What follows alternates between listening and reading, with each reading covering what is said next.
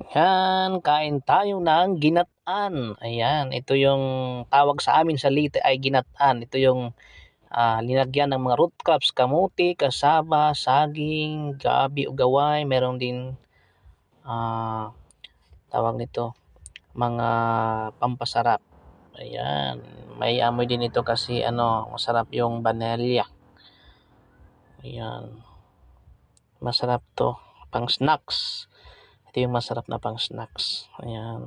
Pwede rin itong, pero nakakabusog talaga to kasi masarap. May mga sago din. Ito, may mga sago. So, malagkit ito siya. Malagkit ito siya. Masarap.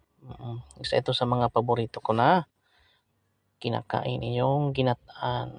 Ayan. Oh, marami siyang maganda sa tingnan kasi mayroon mga kamuti.